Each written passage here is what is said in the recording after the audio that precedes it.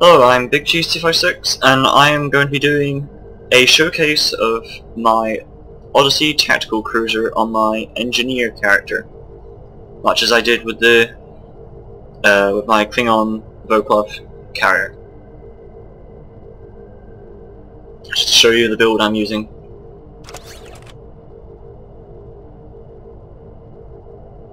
Basically, this thing is a tanky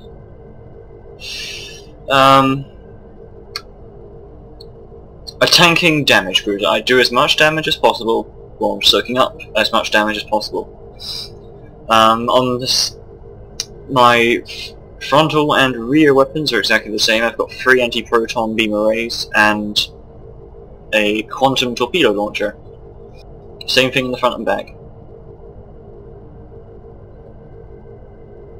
My deflector, I've got the Borg, a simulated deflector and impulse engine, Mark 12 for both, and the Mark 12 Mako Resilient Shield Array. These two are great for because they give you autonomous regeneration sequencer, which is about 2,000 hull heal per second across 12 seconds or something. Mako shields, they're great. They've got no bleed through, very high shield capacity, decent shield regeneration.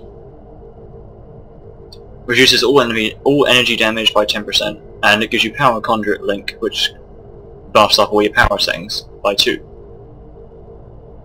And they do stack as well, so if you get 6 power conduit links going at the same time, you get plus 12 to every power setting, which is always good to have. Devices, I don't actually use any of these, but they keep popping in. When I pick them up as loot, they keep jumping in my device slots automatically. Subspace field modulator, because if my hull ever goes to something like 30%, I can pop that to give me a nice damage resistance increase. Engineering consoles. So I got the assimilated module, which gives you a boost to your weapons, and it's always nice to have. It's pretty much a must-have console on every type of ship, really. Science, tactical, or engineering like. EPS flow is always good when you're running. Always good to have when you're running a beamboat setup. Energy, your weapon power in a beamboat is everything. Your weapon power determines how much damage your anti-proton beam arrays do. So keeping your weapon power up as high as possible is a must, and EPS flow helps with that. As soon as when you're firing a beam array, your weapon power goes down by 10. The EPS flow brings up that power quickly when your beam has finished firing and is recharging. That way, you don't lose as much damage when they're all firing at once. Neutronium alloy, plus 17.5% resistance to everything. Since I'm running, well, it depends really. It's just good to have resistance against everything really, instead of just Borg, Plasma and Disruptor stuff. Chevron Separation console. Now when I'm playing this, although this is the Tactical Cruiser, I did get the 3-piece set. So I took the Chevron console from the Odyssey Operations Cruiser and put it on the Odyssey Tactical Cruiser.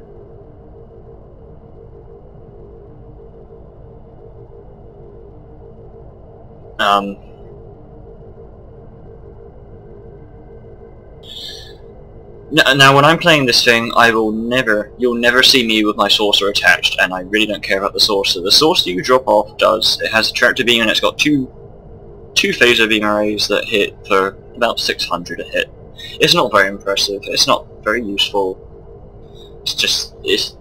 What's useful for it though is as soon as you separate the saucer, you get plus 10 to your weapon power, your shields and auxiliary power goes down by 10, your turn rate increases, your speed increases, you lose hull and shield hit points, and you lose crew. Now, well, none of those are really a problem. I can still tank like a boss when my saucer is separated, and I do a lot more damage. The great thing is this is +8 turn rate, which is a huge turn rate boost on an Odyssey. This thing turns horribly, and when you need that turn rate, especially the way I'm playing this, which is generally beamboat, broadside beamboat, but whenever my spread 2 or spread 3 is ready, I can just swing around to either my front or my rear to fire that torpedo spread. Science consoles, I have 2 field generators. Now they stack and they give you a pretty huge boost on top of your already powerful Mako shields. Here, if you look here, I've got 13.5k shields on each facing. Now if you consider the fact that I'm running 2 tactical teams, then you have to go through all 3 of those facings, so that's like 55, 60 odd k shields you have to get through to damage my hull, and that's not counting the rest of everything else. Everything else I have, my shield boosting abilities, which I'll go into later.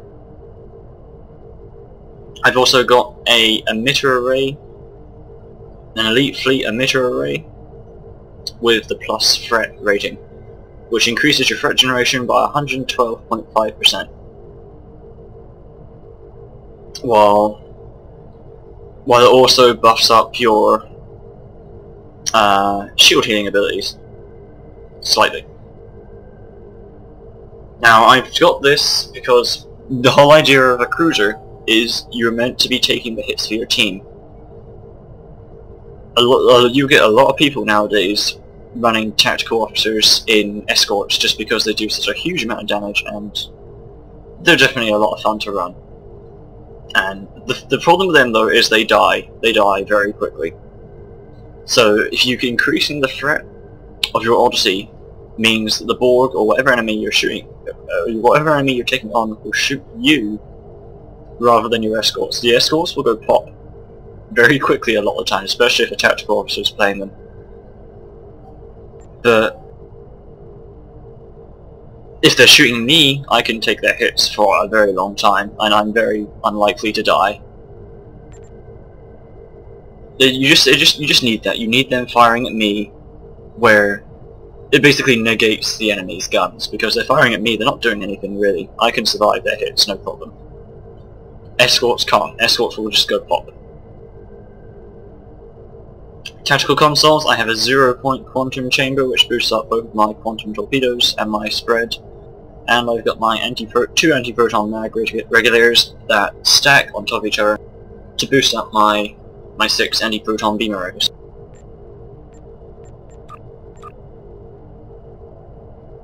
Now as for my stations, the Odyssey Tactical Cruiser, which is another reason why I went with this type. The Tactical Cruiser has a Lieutenant Commander Universal, Ensign Universal, Lieutenant Tactical, Commander Engineering, Lieutenant Science. In both Universal consoles I've got a Tactical Officer, so on the ship I've got 3 Tactical Officers, 1 Engineering and 1 Science. That is only because I am an engineering character. I have innate tanking skills just because I'm an engineer. And most importantly, I've got rotate shield frequency 3. And now tactical officers don't have that. Neither does Science. So this works for an engineering officer because my character has abilities that can heal the ship. If you're not engineering, then I would definitely put either an extra Science or an extra engineer in one of these slots. Probably the Lieutenant Commander, put an extra Science in there, put an extra engineer in there, so you can actually heal yourself. Tactical officers can't tank as well as a bloody as an engineering officer. Now I've got I got Tactical Team 1 twice, so they are constantly running. I pop my Tactical Team, it runs for a bit, runs for 10 seconds, then 15 seconds, it's down for 5 seconds, and then it's up again. And it just keeps rotating like that. So it gives me, what that does is it makes sure that if you're attacking, make sure that if I'm getting attacked, my attacker has to go through all 3 of my shield facings in order to damage my hull.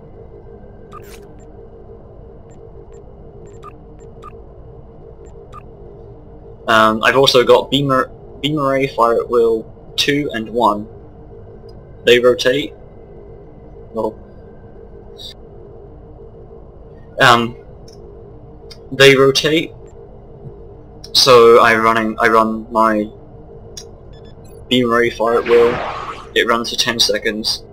I am firing at a specific target for 10 seconds. Then fire at will 1 runs. So I'm firing everyone again, and it just rotates like that. So I've got constantly running beam fire at will. I've also got torpedo spread 3 and torpedo spread 2. So that's exactly the same. I got the exact same thing on my Cleon character. They rotate. So I got them constantly running. So I got spread 3, which fires 4 volleys, and then I got spread 2, which fires 3 volleys, and just back and forth like that. So I'm getting the most out of my single quantum, my front and rear quantum torpedoes. So whenever I go off beam, but whenever I spin my front or my rear to an enemy ship, I fire out that. My quantum fires out the volley, rather than just a single torpedo, which is always nice to have.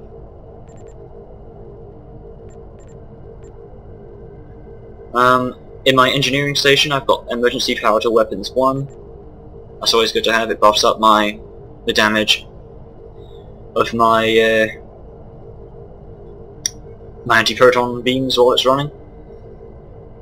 I've got my reverse shield polarity 1, which is my panic button. Should my shields go to red or drop on all 4 facings, I can pop that and go straight up to 100% on all facings again. Emergency power to shields 3. Now this is an awesome ability. It gives you a 30% damage reduction to shields, which is huge. It boosts up your shield power too, so it gives you a huge boost to your shield regeneration, and it gives you instantly. Since I'm running tactical teams and all my facings now, it instantly gives me an extra 10k shield. I also have extend shields 3. I'm not sure if this is more. This can be traded out for directed energy modulation 3, I guess, but extend shields is useful in its own respect. I can use that. I use this character mainly for fleet defense, so I can use extend shields to give a huge damage reduction boost, 37.4. and a huge shield regeneration to, say, the Fleet Star base, or the Kang in the Cure Found. Lieutenant Science, just the standard. There, just the standard thing that everyone should be using if they've only got a Lieutenant Science station. Transfer Shields 1, just small shield heal, and Hazard Emitters 2, which heals the hull. It gets rid of the Borg plasma that's on top of you. Or if you in a fleet defense and you run into warp plasma, and it scrapes that off you and makes you immune to it. As for my skills, attack patterns, I don't actually have any attack patterns here, but I also use, as you can see here, I also use an escort. So I want attack patterns. My escort uses attack pattern Omega 3, so I want to keep attack pattern on there, if not full, but high enough. Weapons training, energy weapons, projectile weapons, obvious, boost up your stuff, boost up your damage. Starship maneuvers increases your threat rating, now your defense rating, and since I'm always flying around my target, doing loops around it, that's always good to have. Starship targeting systems, yep, you do kind of want to hit your target. Driver coil, I did do the Romulan reputation on this account, so I was flying around space a bit doing the Pycanis sector thing to get Romulan marks. Batteries, I don't use batteries. Starship hull repair, yep. I want to heal my hull. Structural integrity, yep, boosts your hull hit points. Warp core efficiency boosts up my engine and auxiliary power since they're pretty low. Electroplasma systems, it boosts up my emergency power to shields and my emergency power to weapons, as well as giving me a boost to my EPS flow, innate EPS flow. Which is, as I said, you need that for a beamboat. Impulse thrusters, yep, boost your flight and turn rate, that's good. Warp core potential, flat boost everything, yep. That's the green here, it's always good. Engine performance, yep. Hull plating, resistance against energy, yep, you need that if you're tanking. Starship shield performance, flat boost to your shield power, yep. It increases, the more shield power you have, the faster your shield, well, it doesn't change your shield capacity. The more shield power you have, the faster your shields regen. Without abilities, of course. Armor reinforcements, protection against kinetic damage. It doesn't protect. It's not going to protect you from the 400,000 damage Borg torpedoes, but it's always good to have if you're tanking. Starship weapon performance, yeah, flat boost to your weapons power. Weapons power is a must for a beamboat. Inertial dampeners, Borg, annoying Borg tractor beams. That can partially protect you from them. Shield emitters and shield systems, which boosts up my shield, shield capacity, which is huge already. So it's great to have if you're tanking, or it's a must-have if you're tanking. Shield emitters, it boosts up your shield healing abilities, which is transfer shield strength, and I'm pretty sure it boosts rotate shield frequency as well. That's my ground stuff. I don't play ground stuff in this game. I hate the ground combat in this game, so I don't play ground combat. But you have to spend skill points on ground stuff, unfortunately. If I could put all these abilities up in my space, I would, but you can't.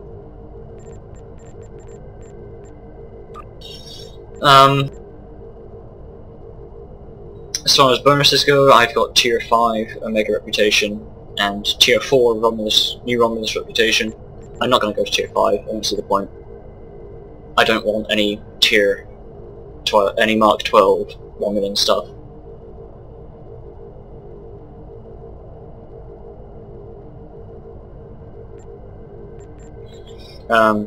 I went for Omega Weapon Training, boosts your weapons training skill, and Omega Graviton Amplifier, which improves your damage on directed energy weapons, which is my beam arrows.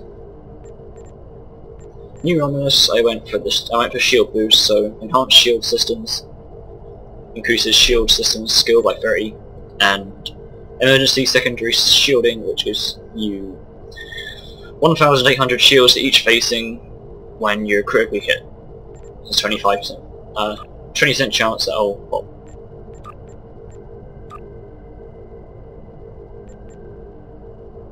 pop. Specific.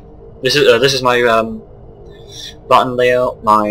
As you see, row 7 here, which is the top row, is set to auto fire. When I tell it to, it's set to auto fire, so the game will automatically pop these abilities for me when their cooldowns are complete.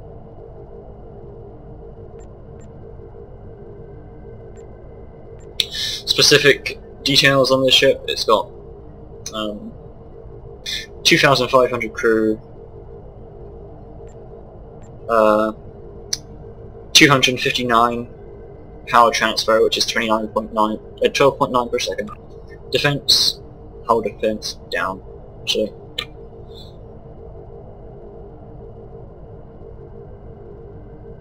I don't know if that's just because I'm sitting still. Yeah, it's just because I'm sitting still. It goes up when you're moving. Hull is 57k, or 58k rather. Hull repair rate 280% per minute. Well, that does drop when you're in red alert in combat though. Regeneration. Again, I'm not in combat. Shield's very strong. Resists pretty much 20%. 24% resistance against everything. More or less. I got bonuses to my attack. My weapons are boosted a lot. Now this is what these numbers here, of course, with the chevron attached. But you can remove the chevron and watch what happens to the numbers. There we go. It's a huge change. Now bring the chevron back.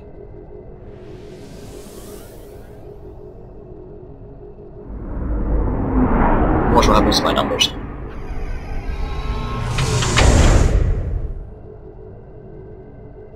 Yep. It just dies. It really does just die.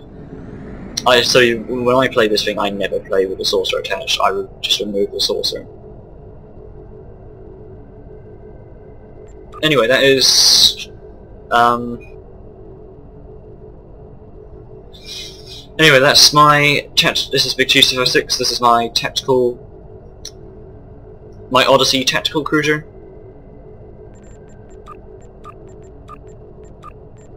And yeah, I should have videos up of this thing in action shortly. Running the fleet defences and the Omega stuff. The Borgus, yeah, so okay. See you later.